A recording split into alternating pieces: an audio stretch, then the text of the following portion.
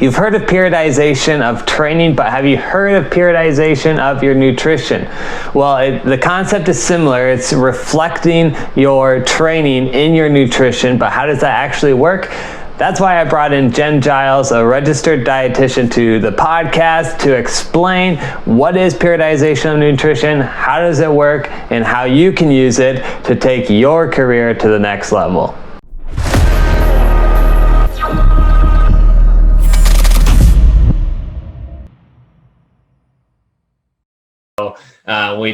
In my intro, I mentioned we're talking about periodization of nutrition in training. So before we get into like the weeds of what that is, can you just explain, when it comes to nutrition, what does periodization mean? Okay, well, if you're familiar with periodization and training, it's very similar. It reflects it. So it's almost like a mirror. So when we periodize, I can never say that word right. Yeah. Training, we're building up, right? So you're training and you're building up your mileage, and then you're building up your speed intervals, and it's technically it's on a whole year cycle or a season cycle, whatever, depending on your sport. And there's different phases. So there may be a strength phase, a muscular endurance phase, an endurance phase, and then there's a resting phase or an off season. Nutrition always has to reflect the phases that you're in your training. So basically, to put it really simply, is whatever you're training, your fueling has to support that. So if you're in an off season, your fueling has to reflect off season. You can't be eating the same amount of protein, carbohydrates, and fats when you're not running or not training or not working out. Yeah. But when you're building, then you have to fuel a little bit more. When you're racing, you're in a race phase, you have to fuel a little bit differently. And there's different factors to that. The timing is different. The composition of nutrition is different. The quantities are different. So you really have to base it all on your training, depending on what sport you're in. Cool. So when it comes to like endurance sports, that's where I'm most familiar with as far as like the periodization of training. So we'll kind of stick with that. And then if you're involved in a team sport, just think of like, when we talk about these phases, what that might look like for you, and then we can, fill in the gaps from there. Or you can reach out to Jenn to fill in the gaps wherever we missed here. But so starting in like the base phase is probably what is most commonly referred to as, but you're either coming off an off season, starting from zero, you're just really building that aerobic base. From a low mileage or low volume to, building up to like where you're going to sustain throughout the season. What should your nutrition look like at that stage? Okay. That's actually the best stage to start, because that's your foundation. So you really want to focus. You're still focusing on the same types of foods, whole foods, less processed foods, minimizing sugar, minimizing saturated fat. But when you think of an endurance athlete, we're burning a ton of carbohydrates. That's the first fuel your body pulls from. When you're in a base phase, you're not really running super long distances. You're not really doing super high intervals. So you don't need the high volume of carbohydrates during your base phase. So we're really focused during that phase on more lean proteins, more whole grain carbohydrates in a little lesser quantities, and healthy fats, because that's going to be the basis of what you're going to pull from when you start building. And I like to use that time to really focus on getting different fruits and vegetables and micronutrients in your diet, because that's going to build your muscles and all the tissues in your body that you're going to need when you do start that training. And you'll be so much healthier and stronger when you do that. So base phase is a great place to start. Reevaluate what you're eating, the timing of your eating, the quality of your nutrients, and then you can kind of build on that as you go into your next phase. Yeah, cool. So what are your thoughts as far as like, there's kind of like two schools of thought when it comes to, at least in my mind, and when it comes to dieting, you're like either saying I can have everything except this, or these are the things I can have, and that's what I'm going to stick with. Yeah. Meaning, like, for an example, I'm not having ice cream, or I'm not having, candy, or I'm not having brownies. Those would be like the nots versus, hey, I'm going to focus on fruits, vegetables, good fats, good meat, have that get full on those things. And then if I feel like it some days, supplement it with, well, I don't know if supplement's the right word, but, treat myself to ice cream or, these kinds of things. What are your thoughts on just like those two different thoughts of approaching a diet from a sporting standpoint? Yeah, I think there's a huge psychological component to it. And I think that, well, my first thought is we're athletes, right? And we're really putting a lot of energy and training and time into our sport. And we're burning, to put it simply again, we're burning a lot of calories. So I think there is a room for those treats, because not that you deserve them so much, but there's extra room for it because we're doing so much. And I think the second we say, I'm not going to have something, then it's like, okay, we're putting that on the forefront of our mind. Okay, no, I'm not going to have it. I'm not going to have it. Oh God, I need it. It just makes it more desirable almost to say I'm not going to have it. So I think it's healthier.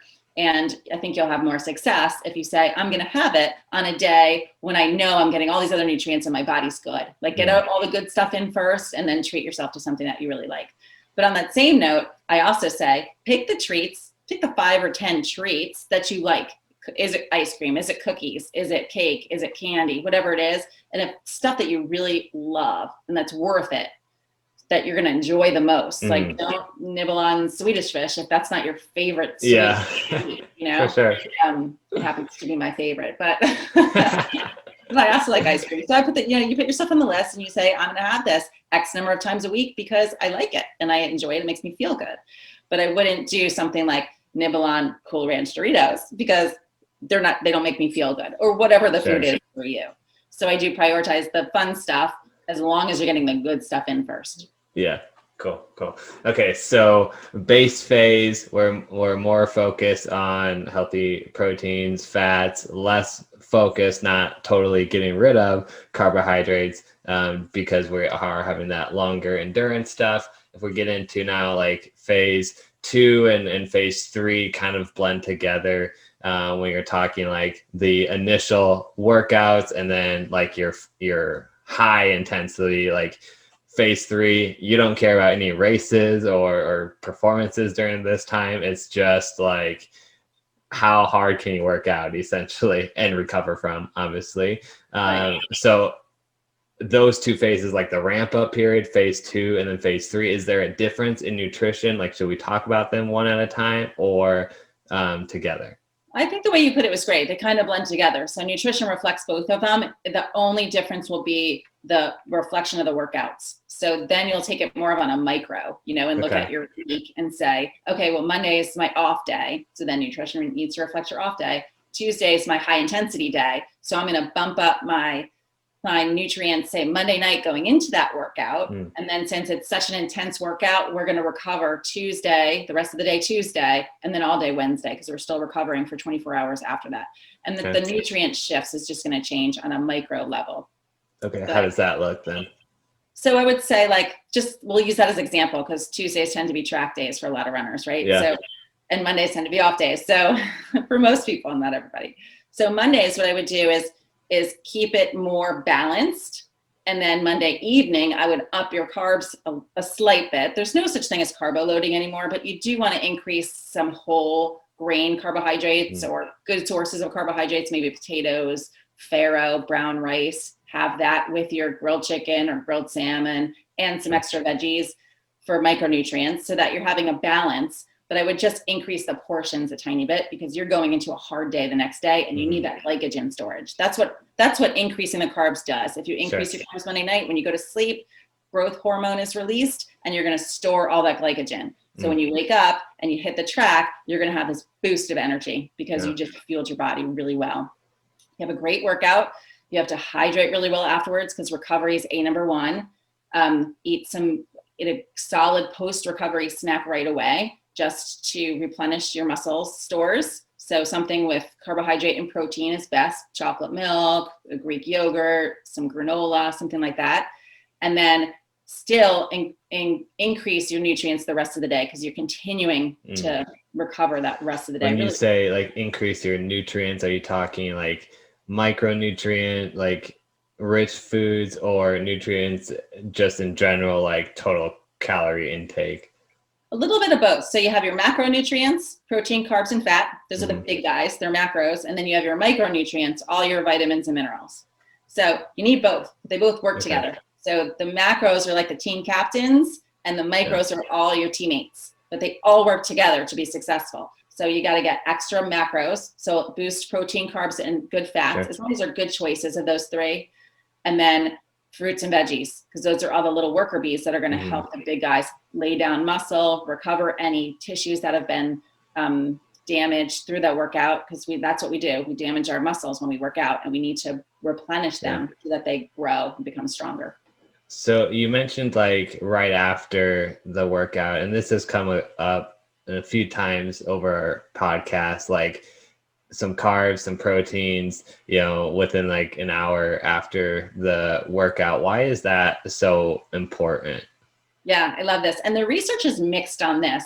So we used to say, take it in within 15 minutes. And now the research is more like it's a range, more like 20 to 60 minutes. So there's a little bit of confusion with that, but the bottom line is take something in within that first hour, just what you said. And the reason being is when we're working out, we have blood pumping all over our body, right? Lots of blood. Your heart rate's up, and your heart is pumping blood everywhere. When you stop working out, your heart rate is still pumping. So if you eat something sooner rather than later, those nutrients are being carried through your bloodstream better and more efficiently to your muscles. The more you wait, your heart rate slows down. Blood is getting pumped to muscles, but not as quickly. The nutrients won't get delivered as efficiently. Sure. So that's the reason behind taking that in a window of time. I usually recommend 20 to 30 minutes. Once you start feeling a little bit hungry, afterwards is when you should take it in. And would that be like, so you have your hard workout, then you have your cool down, and then like it's your body doesn't work like this, like it's on a time clock or whatever, but the 20 to 30 minutes, like, are you talking after the hard workout, like 20 minutes into the cool down, or like after your cool down, your clock starts? That's a great question. No one's ever asked me that question before. That's awesome. But yes, after the entire workout, because after the hard workout, you don't want to take something in and then go cool down. Your tummy will just not at all. So yeah, after your complete workout is done, then you take it in. Cool. And what would be like the advantages of having, and this is probably going to come across as a stupid question, but like, so your body's primed, to kind of distribute the nutrients where it needs to go afterwards. So what would be like the difference of having something like a healthier choice, even if it's, like peanut butter and some bread, or carbohydrates and protein, versus like, hey, I just worked out, like I just need, simple sugars, carbs, and I'm gonna have a Snickers. Like, what would the Snickers do to the body that like a healthy option wouldn't? Got it. This is another great question. I love this. So you also have a lot of inflammation after you work out. So, and that's great. Your body gets inflamed, and then your body controls the inflammation. That actually helps build strength and endurance. So inflammation is a good thing, but we need to control it afterwards, or else you can set yourself up for overtraining or injury. So that's important. So what whole foods do for us is they control inflammation. So having something like peanut butter that has omega-3 fatty acids in it, that's going to control the inflammation. Whole grains, because it's going to control the inflammation. A Snickers bar is loaded with sugar. Sugar is extremely inflammatory. So if you take something with processed sugar right after a workout, now you're exasperating that inflammation instead of controlling it. So that's a really important point about the importance of eating something that's healthy and nourishing versus something that doesn't have any nutrients in it. Yeah. And you brought up a good point that I want to just highlight, because sometimes when we there's a stigma, I think, with inflammation. Like, inflammation's bad. It's not bad. We just don't want, like, it's a stimulus. And I think that's kind of more the right way to think about it. Like, You got done training. Now there's inflammation that stimulates muscle regrowth and better growth, or stronger muscles. But we don't want to add to that with something that's not going to stimulate muscle growth, because then it's just taken away from your body's ability to repair like your muscles. But the other thing we don't want to do is think of inflammation as like the enemy, because then we start getting into like, oh, well, I should take ibuprofen right after I work out because that reduces inflammation. And I don't know if like you've done studies on like ibuprofen afterwards or anything, but could you just speak to like why inflammation isn't the enemy, and like why ibuprofen isn't the answer to recovery? Right. Yeah. I mean, basically ibuprofen's like a Band-Aid. So, and it'll control it a little bit quicker. We don't want to control that inflammation too quickly, because we want our body to work the way it needs to work. Mm-hmm. Think about like when you cut your finger, get a paper cut, right? There's a lot of inflammation in there when you cut it, because it's a trauma to your skin. And that's a good thing. That's part of the healing process. So if you cut your finger and take an Advil, you're decreasing that inflammation right away, and it's not going to heal as properly as if you skip the Advil and maybe had salmon, right? Omega-3s. Yeah. That's going to control that inflammation slower. And it's also going to provide nutrients to help all those tissues work together. The same thing happens to your muscles. So when we do a super hard run, say your quads are super inflamed, right? Because we just did sprints for 45 minutes. Mm-hmm. Now, if we took an ibuprofen, those quad muscles, the inflammation would be controlled within like 45 minutes. Really, we really want to take something like a peanut butter sandwich and control it over the course of the next couple hours, 3 hours, when you're metabolizing and absorbing all those nutrients. And then it can happen in a more efficient way, because now not only does it have the omega-3s, which will increase inflammation, but it also has other nutrients, B vitamins, vitamin C, protein, fiber, which are giving the whole muscle more nutrients to recover and control inflammation. Nutrients give your body what it needs to do its job the best. Mm-hmm. Medication is there. There's a place for Advil after surgeries and stuff, mm-hmm. but not for exercise on a consistent basis, because then you're actually stopping your body's natural processes. And so that's the best way to explain that. Cool. Yeah. Thanks for going down that alley with me. I want to get to the baseline, and then in a real world example of how this increase should kind of look like. Because it's one thing to say like, increase your carbs, your fats prior, or your carbs prior, then proteins, fats, carbs, everything afterwards. But then we get into the question, okay, how much? So providing it's just an example of right around 45 minutes of hard exertion and RPE scale of 8 or 9, typical workout in the afternoon. What should if kind of your baseline intake of what you typically do, how much should you increase the night prior, and then leading into that morning, and then afterwards? Okay.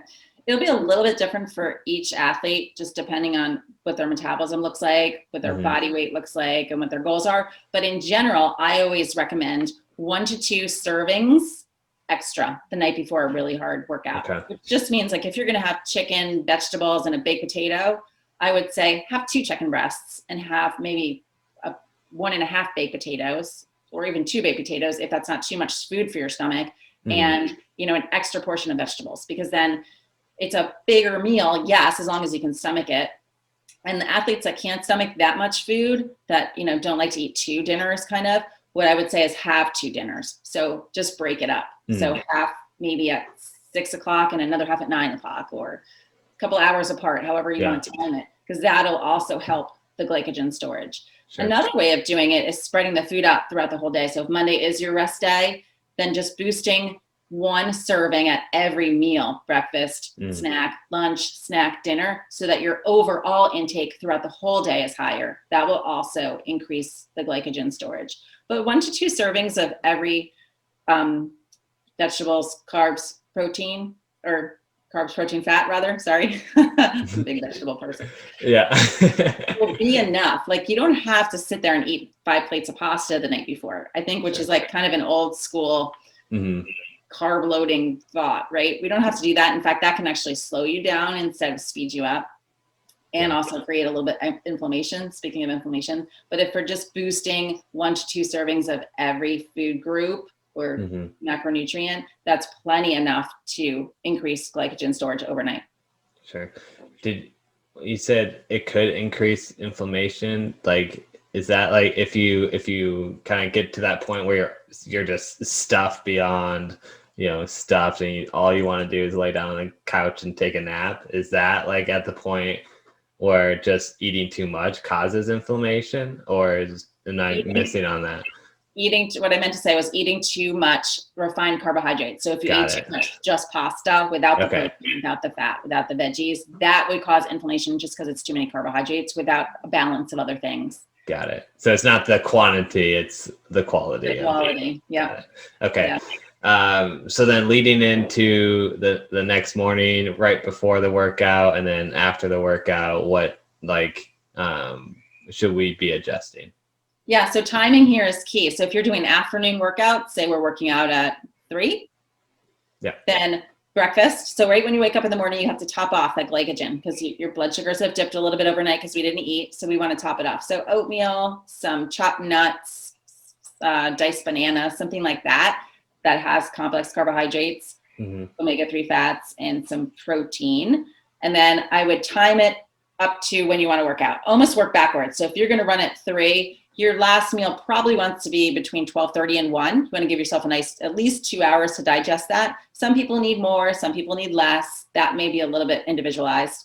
Yeah. But as long as that food is absorbed and digested before you hit the track. And then I would back that up a little bit more. So 12:31, I would have a mid-morning snack, say at 10 o'clock. So you're feeding your body enough times throughout the day, and then you'll be good to go. Got it. Okay. And then after the workout, we have, like our chocolate milk or, protein bar, or however you want to kind of feel that after within that 60-minute window. Is it as simple as, that 1 to 2 extra servings then that night for the evening meal? Yeah. And hopefully you'll be hungry. See, this is the beauty of your body too, is when your body needs nutrients, it sends your body a hunger signal. So it's really important to be aware of that and in tune with how hungry you are after workouts. And yes, and not let you go overboard. So sometimes we get starving and then just grab that half-gallon of ice cream and start eating it after a hard workout. But if you have that recovery snack right after, so we're replenishing a little bit, and then maybe 2 hours afterwards, have a sandwich, let's say half a sandwich while you're doing an afternoon workout. So 3 o'clock, 4, you'd be ready for dinner at that point. So then you can actually go and have a full dinner. As long as it's balanced with all your nutrients, you're feeding your body what it needs, you're quenching the hunger, you're helping recovery, and then you can even have a second healthy snack afterwards. So say a Greek yogurt with berries, so that you're continuing to recover, because you still continue to recover for 24 hours after a hard workout.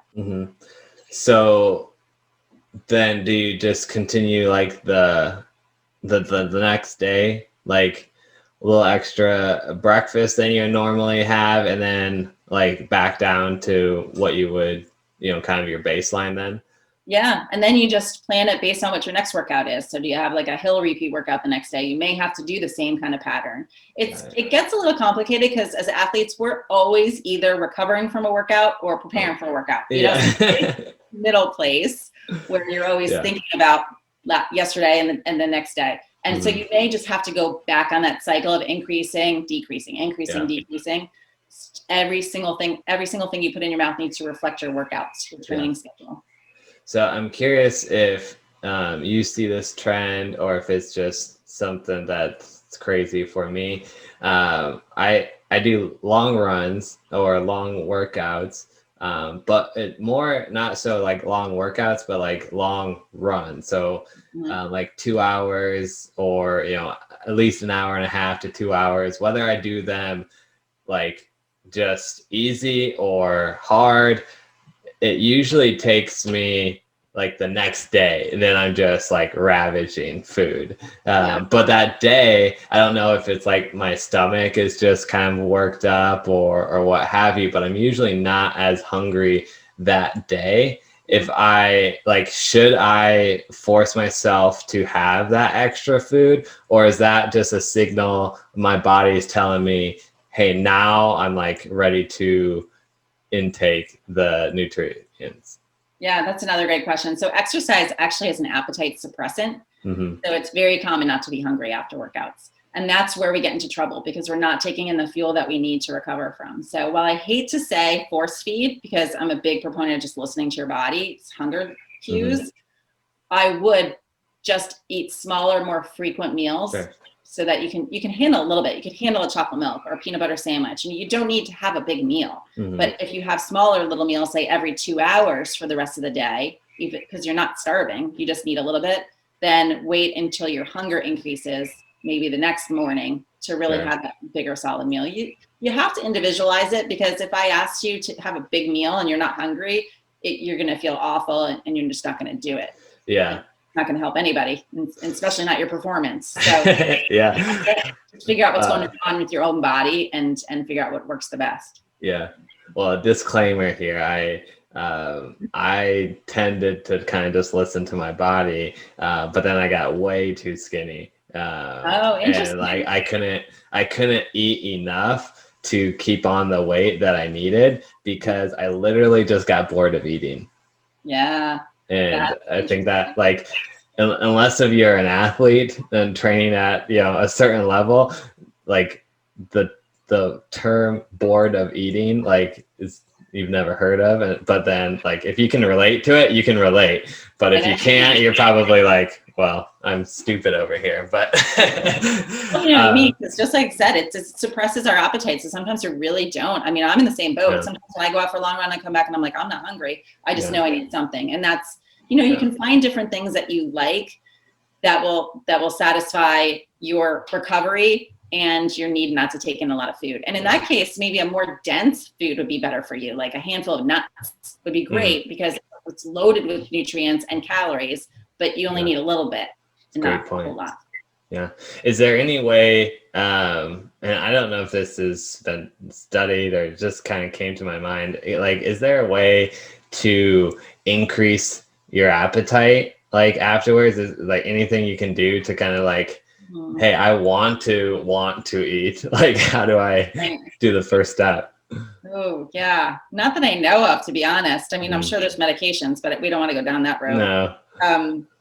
No, I think the best way to increase your appetite is to kind of do what I just said. If you eat little amounts of foods every 2 hours, your body will get used to taking in food 2 hours. And the science behind that is then if you don't, you will actually increase your hunger levels. So you're teaching your body to be hungry just by timing what you're doing.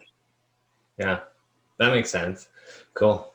All right. So anything else on phase 3 that we should be looking at as far as nutrition before we get into like the championship or taper phase?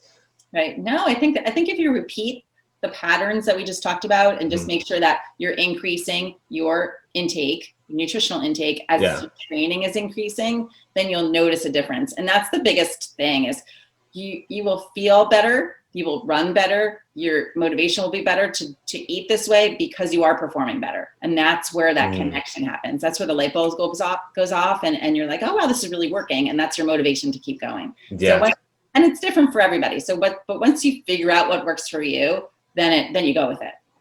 Awesome. Cool. So getting into the last phase of training, when you're like, okay, my training load is coming back down because I am ready for my peak performance, like best times, best performance, feeling the best. I see a lot of athletes get nutrition wrong at this point because they keep eating like they were, or they slack on their nutrition because they're like, well, I'm not running as much now, or what have you, or it's just like a mental break. I don't know. But what should we be thinking about as we're deloading our workouts, but want to keep that maximum performance potential? Yeah, so this is a really crucial thing to get right. And again, it takes some practice, and you may do some things wrong before you get it right. So just know that. But when you're decreasing, when you start going into a taper, you're decreasing your overall volume of training, right? And your intensity, which means your nutrients have to reflect that. Same kind of theory as the rest of the year.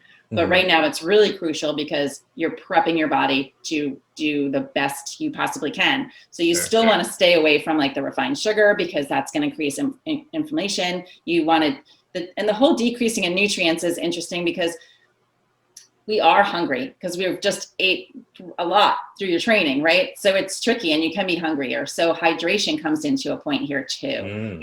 Hydration and a little bit extra fiber can keep us fuller, and even though we're decreasing our overall intake. So that's key.